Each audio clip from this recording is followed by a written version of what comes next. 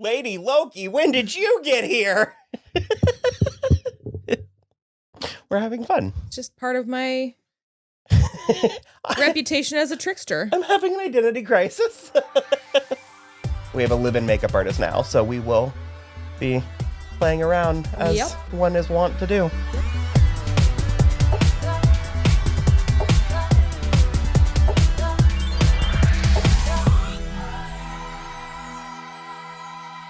Hello, everybody. I am Will. And I'm Kristen. And this is I'm Watching the Show, your twice weekly pop culture podcast where we talk about movies, TV, music, and more. And as always, this is a spoiler show, so you have been warned. On today's episode, we are going to continue our journey through the Loki-verse with 2012's The Avengers.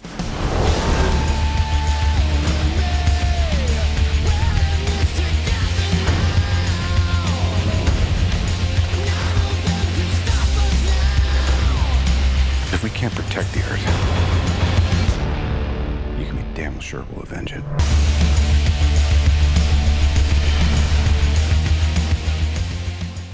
So, yes, we're preparing for Loki on Disney+. Yep. And we decided what better time to watch the Loki-based Avengers movies. Or the ones that it'll just even have Loki in them. So basically, Featured. The Thor movies and then the first Avengers movie. Well, we sat down to watch The Avengers 2012. Yep. Seen it many times. Yeah. Is this a perfect movie? I love it. Yeah. Yeah. There's a lot of people who are like, oh, so you like killed the mothership and all of the things die? And I'm like, yeah, man, it's called a plot hole. I don't know what to tell you. Or like a plot contrivance. Yeah, like... I'm fine with it. It works. It happened at Independence Day. You weren't mad about that?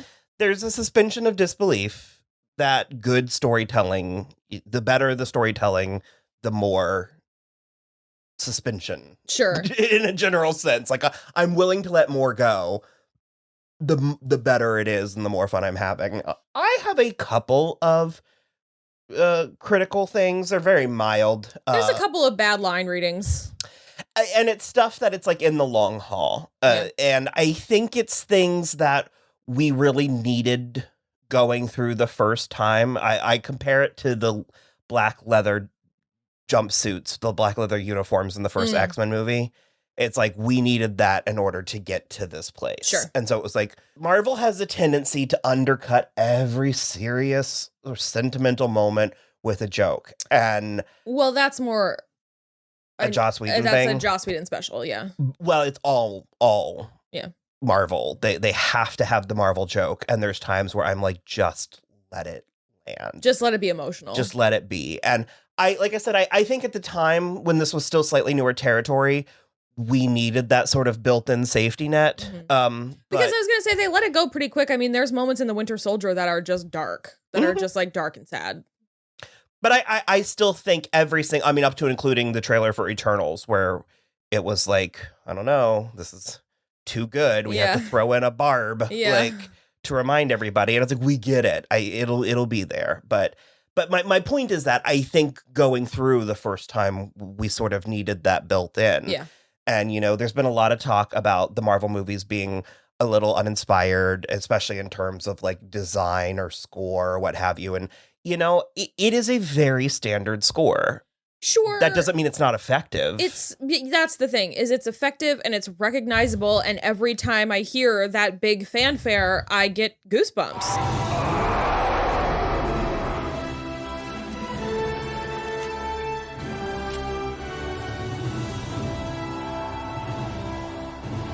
So I don't really care. Well, because that we earned over time. It's Pavlovian at this point. I like know that something cool is going to happen. But listening to the score of this, I'm like, this was a gamble. Yeah. This was an unproven, very bold move.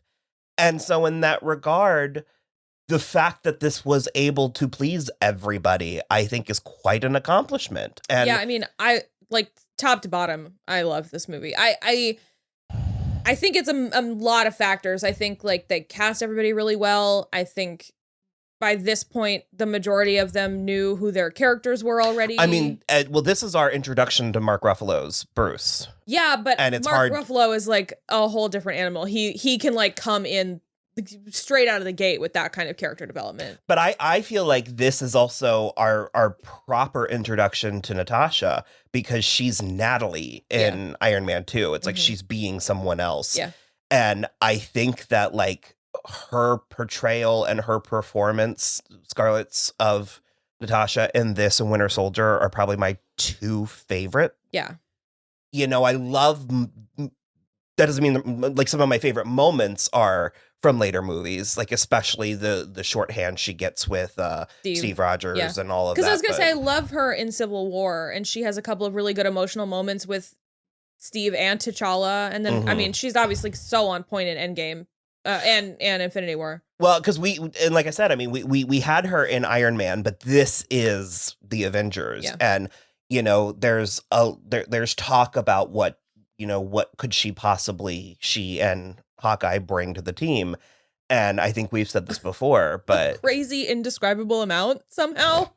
It's like great. Well, we compared it to The Martian, where it was like she's the Matt Damon. Yeah. It's like, and I think the fact that she is female helps. They sort of need this combination of people need a den mother, and she needs to be this perfect combination of badass, kick-ass, but also capable of nurturing. Yeah. Like, well, she has to have some kind of emotional core, and she does. And she is like differently close with most of them, because she has a previous relationship with Iron Man, with Tony. She gets a relationship with Steve. She has a previous relationship with Nick Fury and Clint. And so it's like really, and then she gets a relationship with Bruce. And so it's like the only one she doesn't ever really connect with is Thor. And it's like, Well, and as we later find out, I mean, he's not wanting for female 100% influence for female relations. The her and Bruce thing, I just sort of, I remember the sort of response in Ultron, and I remember the feeling like it came out of nowhere. But going back and watching a lot of the stuff, I'm like, it really doesn't. She's paired with Bruce this entire movie. Yeah. They even have that entire Beauty and the Beast chase scene where it's but I mean, she's the one that goes to get him in Sri Lanka or wherever. And I'm just like, she's just utilized. They set it up from the beginning. She's utilized so well and so interestingly. Yeah. And I love. Oh God. So this is also her best hair until the last two. Yeah. Yes. It took me a minute. It took me a minute to get there with the hair? with the bob. Oh, yeah. No, I like it because it's like curly. Oh yeah, I've gotten there. It's the best wig because I didn't even hate the concept of the blowout, but the execution of it in Winter Soldier. I remember there was a review that it was like Black Widow never utilized better, her wig never worse, or something like it. It's just I don't know what it is. It's something about her face or her bone structure. Flat, straight hair, in my opinion, does not suit Scarlett Johansson. Well, and it looks artificial. Yeah. Like it looks like a wig more so. Whereas like this doesn't, because there's like stuff to it. Like something's happening with the hair. So I started to get to Nick Fury. He's a character that I, like as a person, very much took for granted. I was just like, oh, it's Nick Fury. He's great, yada, yada. And the more that I've watched it, and especially the more that I've appreciated where we started, where we go, and where we end up, I fucking love Nick Fury in this movie. No, he's great. And also our introduction to Maria Hill, who becomes one of my favorite characters. And I love this tableau of Nick Fury flanked by these two women. Yeah, 100%. Because I remember the introduction to Maria where they were sort of like, she's like his right hand. And I was like, God. And wherever the instinct or wherever Kobe Smolder came from, it was really interesting, and she's very good. Like where her character came from? Well, to cast her. Oh, I know, because I was reading the trivia. Alexis Denisof does the voice of the Other that's like speaking to Thanos in space. Well, he's married to Allison Hannigan, and so Allison Hannigan was like, you should really check out Kobe for this. And then because I remember explaining some stuff contextually to like my family, and I remember being like, it's sort of the equivalent of if like Jennifer Aniston joined a like huge movie franchise in 1999. Yeah. Like, do you know what I mean? Yeah, for sure. And the thing is, it's like, because she's previously had been a TV star, and the minimal amount I've seen of How I Met Your Mother, she's not a one-trick pony.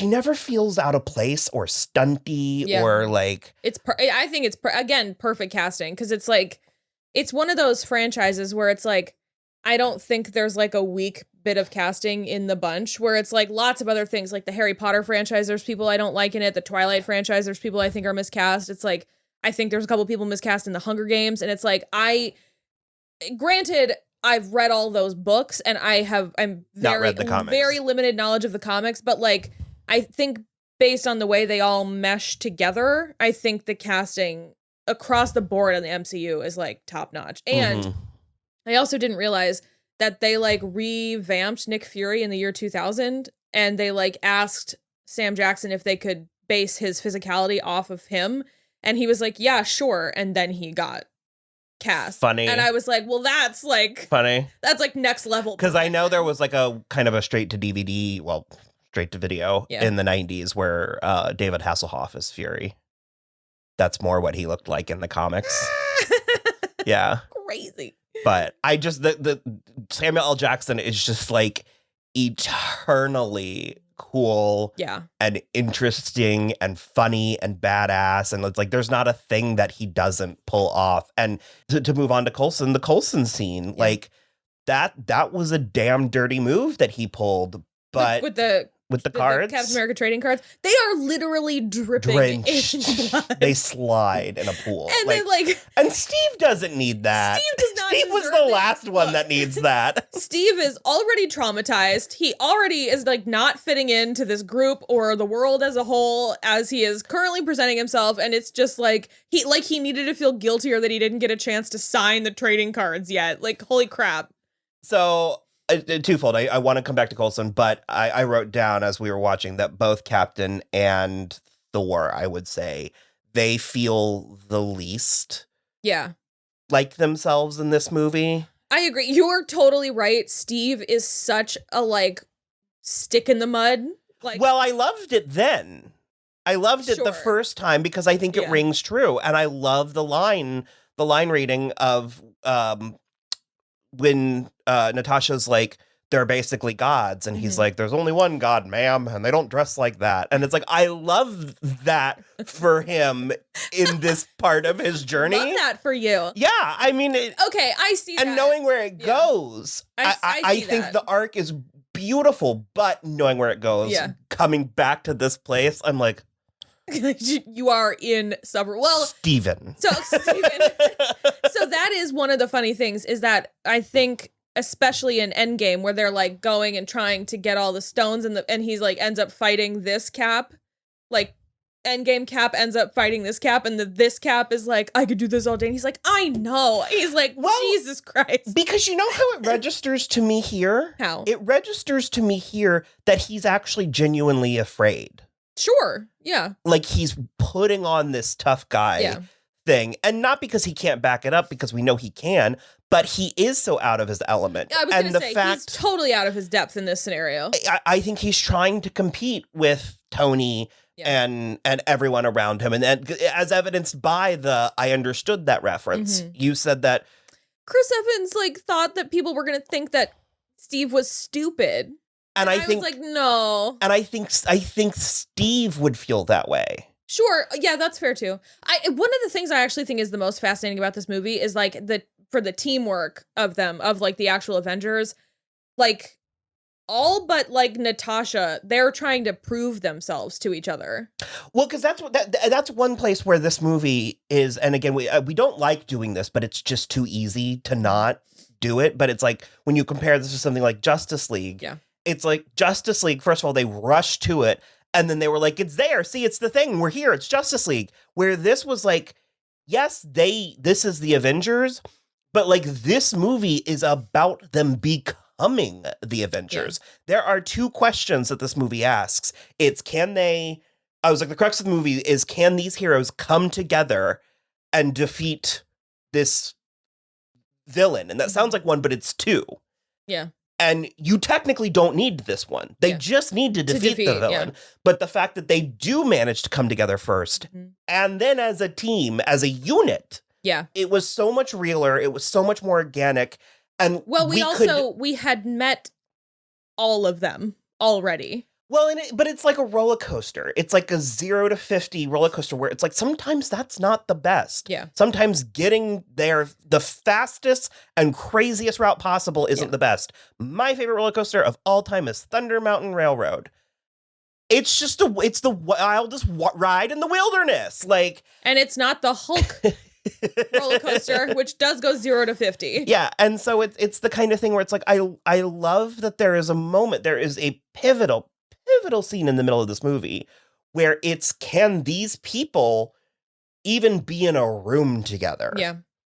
And it's the fact that is as tense or as like, I mean, you want to talk about a movie you can eat popcorn to. Oh, like, yeah.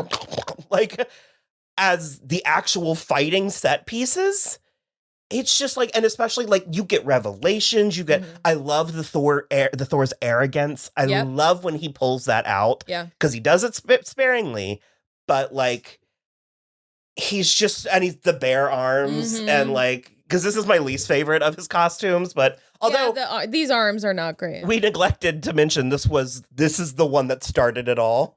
Oh, is it? Yeah. Okay. This was the very first one. Nice. She was second. Yeah. So my first and second dolls, because I almost got Loki, but I went for Widow. And in hindsight, I'm glad I did, because that is largely regarded as the fan. That one and the Civil War one. Yeah. One of the moments I like the best from that scene where they're all fighting, and like they said something about somebody like made an allusion to like having to like kill Bruce, and it's like it's almost like like they put a button on it, but it's almost a throwaway interaction, and especially the reactions from Steve and Tony in the background, because he's like, I already tried to kill myself and it didn't work. It lands. Oh, like, it's shocking when he says that. And I think one of my favorite things I ever saw was like a fan thing on Tumblr or Twitter or something like that. And it was a shot of just Steve and Tony's faces. And they were like, the dichotomy between the two of them, because Steve's face looks like, oh my God, how could, that's so intense. How could you want to do that? And Tony's face is like, I tried it too. Like, I also try to do that. Mm-hmm. And I've been there. Been there, done that. And like, that's the kind of thing that I find so fascinating about all these performances is that's not on the page. I don't think that anybody was like, you need to look like you've also tried suicide. You know what I mean?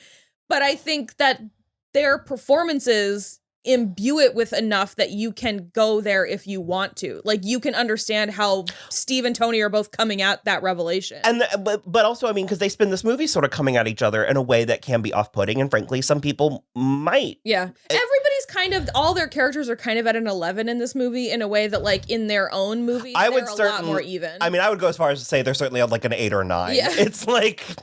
Well, Tony is like really, it's like a very thing.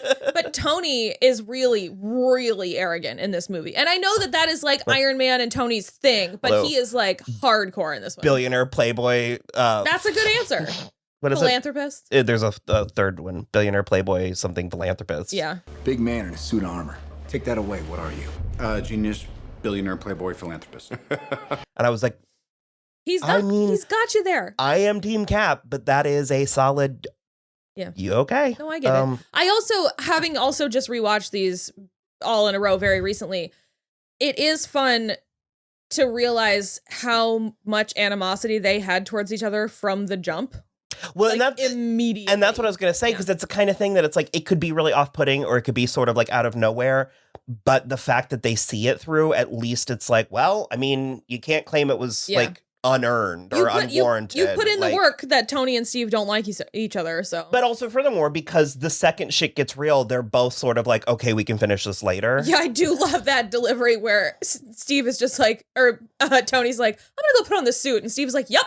He was like, why don't you go? He was like, big man in a big suit, and he's like, how about you get that suit? Yeah, it is so good. Yeah. Coulson's like a cellist, right? Well, he's gay. Dating a cellist. Oh, I thought no, he said it's a lady cellist. No, he says something that is he married? And he says cellist. He's a cellist. He was seeing a cellist. Oh, yeah. Sorry, it's not a. He was seeing a male cellist. No, he's like pretty straight on the show too. We're not talking about the show. Well, He is best girls with Pepper Potts. All right. They have. Look, I'm all here for it. Full-blown crush on Steve Rogers. Like, That he is smitten. I don't know. I really love it. That's your shorthand. He's a cellist, right? I love it. Well, it was Kate Blanchett. Yeah, no, I get it. The gays. Oh, you mean the gays, not the gays. The gays, not the gays. Kate Blanchett can say. Yeah, say it. yeah. Yeah. For sure. So I sighed a little, was what you were going to say. When Loki kills him. I just really like Clark Gregg. I think I am totally comfortable with what his death does in this movie. They absolutely needed a unifying moment, 100%. Although, to be fair, the only two people still left on board the vessel at that point are Steve and Tony. So it's like not really that helpful. But I understand the unifying moment of it, but I just think Clark Gregg could have stuck around a little bit longer. I was going to say, I think maybe it's a bit premature. I think it could have come in Ultron. Sure, because for me, the thing that was so great about him is like, Nick Fury is not the one that actually put this team together. Clark Gregg is the one that was in every movie, meeting all these people and gathering them together. So in that sense, I just think it was, premature. I could say premature because if they decided to take him out in Ultron, then he could have still popped up in the other intervening movies. And I think that would have been better. He did have, he this is like his third or fourth appearance. So it is, he is there. Mm-hmm. I really like it. And I do think it is good. I think it works. He also has a good death scene. He also although again, they have to hit it with a joke, but. Well. Oh, that's what that does. Well. He does get one over on Loki, though, for a minute. Oh, my God. Okay, yeah. We'll get there. The Loki and Widow scene is, like, probably one of my top 10 scenes in all of cinema. Well, I also love that, like, somehow only on this viewing did it dawn on me that they, like, well-established that in her opening scene in the movie. Well-established what? Her feigning, like, ignorance. Yeah. Mm-hmm. Because in the opening scene with the Russian, she's like, oh, no. Oh. Yeah. But that's, again, on the phone. She's like, I'm in the middle of an interrogation and this moron is giving me everything. And he just like, I don't give everything.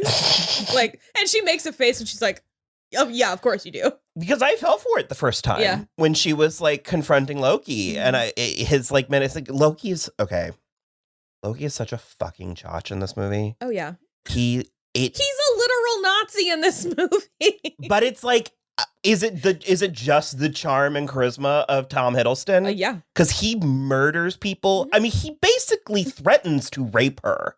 He was like, I will violate you in the most intimate ways. Well, he's going to make Clint do it. That's like when he's coming at her. What is, I see the face. Explain yourself. How is this forgivable? Like, is he just posturing? I mean, is he just? I'm that Harrison Ford where I'm just like baby boy, like he's my baby boy. I love him. I don't know. Is it like just like a frat dude like pitching a fit? Well, no, I don't find that attractive at all. Meaning that is he just being whiny and entitled or? Sure. Yeah. I mean, he did murder people. 70. 80 in 2 days. I don't know. Okay. He calls her a simpering cunt. Well, he calls her a mewling quim. It's a little more classy. Guess what it means. No, I know. Okay, I would say like 75% of it is Tom Hiddleston. Okay. His performance. But there is something sort of appealing about well, I don't know. You say it all the time. Like, maybe I can be the one that fixes him. No, I know. I'm just saying. Maybe my love would make him stop being homicidal. They put him in a cell in Dark World, and then it's sort of, you after that. And he gets so sad about Frigga. I feel like he's been punished enough. I like him. I'm fine with it. But watching this movie, I was very. This is definitely the worst of him for sure. Because, he goes in he really hard. Does. Yeah, it's very Nazi-ish. But I have also seen some stuff where it was sort of like he at this point is also being controlled by Thanos and the Tesseract and the Mind Stone. So he's got like a lot going, like a lot messing around with his already. I'm actually not like trying to put you through the ringer, but it's just like when I was watching this movie, I was like, whoa. I was like, we do some things in this movie. Look, I have no explanation for myself. It's just the way I feel. I love him. I'm obsessed with him. It is mostly Tom Hiddleston, but I do find the character of Loki fascinating because I do love. Sorry, go ahead. There just is something about, like, you know, especially from his perspective, he was kidnapped and then, like, as a baby, he was war crimes, blah blah blah. Yeah, you can't vilify. Did you just yada yada yada war crimes? You can't vilify his war crimes. I came of age in the year 2000. I know how to yada yada yada war crimes. Okay. You can't brush. You need to trim this episode. You cannot hold Loki accountable for his war crimes and then just brush Odin's under the rug. Is all I'm saying. As we'll get to in Thor Ragnarok when Hela re-enters the picture. Well, I'm just saying he stole a baby. You know, that's the thing. It's like he was kidnapped.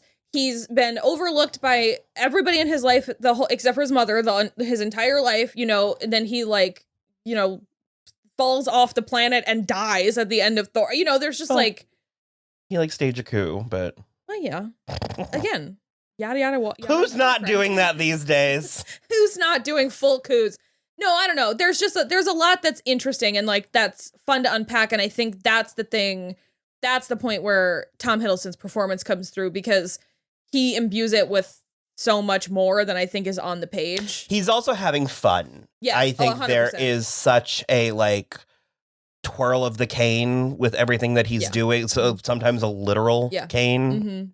That it's like if he were just being, like, evil, it would be like, no, 100%. And I think he's said it, but it's like an old thing, an old, like, statement or, like, idea, but it's like the villain doesn't think they're the villain. The villain thinks they're the hero. So you can't be playing the villain as if they know they're being villainous unless, you know, it's like a Hostile movie or whatever, you know what I mean? But that, I think, is what's so important about his performance is he's playing it as though Loki is only taking what is due to him. Like, it's like, I was denied this and it's mine and I will take it back with force if necessary.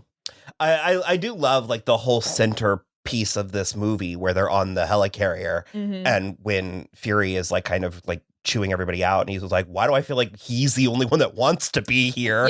And it is very, like, what is going on? And it's because he 100% is the only one that wants to be there because he's got a plan in place. That's the thing too, is, like, what's very interesting about him is he's very tricksy and he's good at it. Yeah. Very mischievous, if you will. But he's always got, like, he always has a way out, no matter what. He's like, well, that might go sideways, but I'll do this instead. I love it. Not to jump forward too much, but we finally get to a place in Ragnarok where Thor finally does learn. Yeah. You know what I mean? So it's a great arc. It really, truly is a fantastic arc.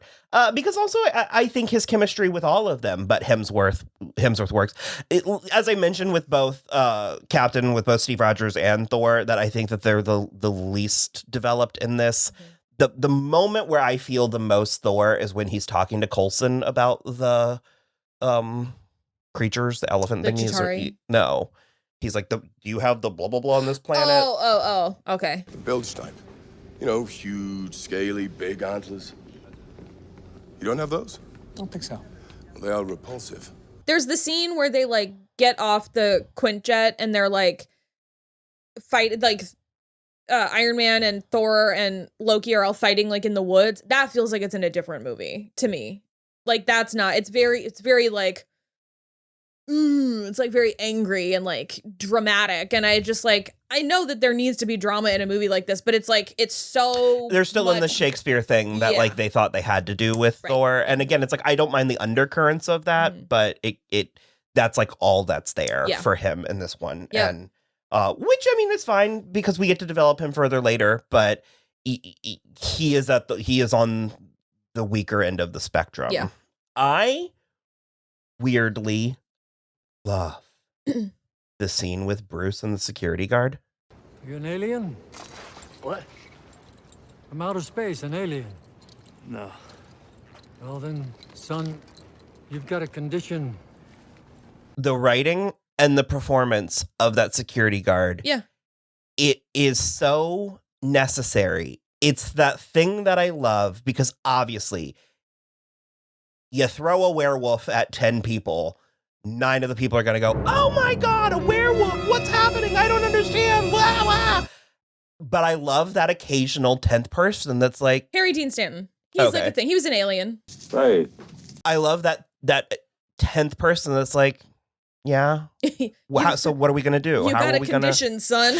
Well, yeah, and I love that Bruce has a moment of, I'll go with clarity that he's been through a lot. Yeah. And that man is borderline.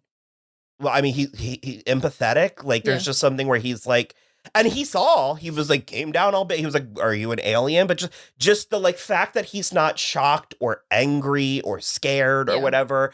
There's just something about that I think it's a quality that exists in the world. And I think we could use a little bit more of it. And I think it makes for very interesting storytelling. Yeah. I just love when a character can fly by the seat of their pants that way. And it's just this weird, tender scene. It's also a lot more satisfying than like if there had just been like a cowering woman, like, oh my God, please don't hurt me. Like, that's or like sort of he boring. freaked out and called the police and the police show up and it's like forced and it's like, you wouldn't like me when I'm angry. And everyone's like, he said the thing. And it's like, no, I love that there's just this sort of, there's a moment to catch your breath. And a moment, like, he gets caught a break. Yeah. And there's just something about it. It's very sort of like touched by an angel. I don't know. But every time that scene really. Yeah. It also just is funny. And I do love that then he rolls up to the like final battle on like a Vespa. I was going to say, is this one of the few sky beams in a movie that actually does something? Yeah, I mean, it opens up a portal that we understand. Yeah, because oftentimes it's like, oh no, sky beam, and it's like, I mean, it's disconcerting. Yeah, but I mean, I've been to Vegas. Like, you get used to it. Yeah, and this one, it's very sort of like, oh, 1 + 2 +... okay. You are opening a portal that monsters are coming through. I get it. We were talking about anyone who's new or who's not new to the show knows that one of my favorites, if not favorite character, is Pepper Potts, and I love her in this movie. I actually don't have much to say other than apparently she like wasn't in the early draft, and Robert Downey Jr. insisted that she be like put in. That makes sense. I have no idea what she's wearing in that first scene. It feels so out of character. So the shirt is okay, but then she's wearing cutoffs. Cut off denim shorts. Yeah. It's just, I don't know. But that scene with them is so good. The 12% of a moment, the like her stuff with Coulson, like, I don't know. I really, really, really, I'm very passionate about Tony and Pepper and how they handle that stuff. This is back when they still were trying to make her hair ginger. Yeah. I miss it. Mm-hmm. I like the way the movie feels. It feels appropriate for this point in the Infinity Saga. Yeah. If the shots of New York, it feels appropriately big and disastrous, while it's like the opposite of Man of Steel, where it's like, I do not feel like I'm being punched in the face for 40 minutes straight. I really like the scenes of like zooming through into like the more intimate fighting scenes, and then like it feels, I don't know, it all feels, because there is already space magic in the world, but it's still very graspable space magic. It's like, and just a couple, like I said, the little action set pieces, and Captain with the 2 cops, and Widow and Hawkeye, and like, oh, I do love the literal shadowy cabal. Yeah, in this movie of like the Pentagon or whatever they are. Well, they're in like 2 movies. I guess actually, are they in Civil War? She might be Jenny. I think 1 or 2 of them are, but I also think one of them was, at least one of them was also in the Hulk. The Edward Norton Hulk. Okay. They are ongoing. They're like an ongoing force, but I think, I want to say Winter Soldier is the end of them because that's when we find out that S.H.I.E.L.D. is Hydra. But they're like, I don't think that they're S.H.I.E.L.D. though. I thought that it was like a really pared down UN. Well, yeah, but I think they're like above S.H.I.E.L.D. And so like, but they are corrupt as well. Oh. Yeah. I don't know. It feels that feels, or some of them are corrupt. That feels like a very rare loose thread plot hole for this whole thing. I liked S.H.I.E.L.D. I liked just how it all looked. I liked the feel. It felt appropriately sized. The helicarrier, the people, everything. I think it holds up really well. It does. There's a couple moments where like the CG is like not amazing. Like there's Well, there's the moment where it's great in general, but the moment where like Hulk is chasing Widow through the like bowels of the thing, and when that he looks hits that looks a little dicey. And there's a couple moments that are just like in the final battle that I'm just like, because we're at like 10 years at this point. Yeah, so and that's the thing where I'm like, but it's fine. It's very good. I'm pleased. And like I said, I mean, these are the kinds of things, these are the kinds of movies that do make me want kids. Because it's like, I do want to like... Wouldn't be able to show this to people, to introduce a new generation to this. And I love that it's there, for the foreseeable future. So we did mention that we do now have a live-in makeup artist. It is our friend who's been on the show. She's been on the podcast several times, and she's been on the YouTube once so far the Twilight episode, and one of the unboxings. She covered herself in glitter. Had covered herself, and she was so itchy the rest of the day. She was like, I need to swab this off and then get in the pool. She was like, it feels terrible. But she's launching her own makeup empire. Yep. And you can follow her at Raenutt, RAENUTT. Yeah. Yeah. But we'll link it. And now that she lives here, she'll be probably sitting right here a few more times. Cool. Well, as with most Marvel things, you can watch the Avengers on Disney Plus. I really lost that for a minute. I was gonna say also we will be covering Loki on Disney Plus. Yes, we are gonna be covering Loki. We will miss the first episode, but we'll cover the second week. Yeah, for sure. Yeah, so you can watch this, and all of phase 1, 2, 3, except for a couple Spider-Mans I think are still missing, but all on Disney Plus. And you can follow us on Twitter at So I'm Watching, or Instagram at So I'm Watching the Show.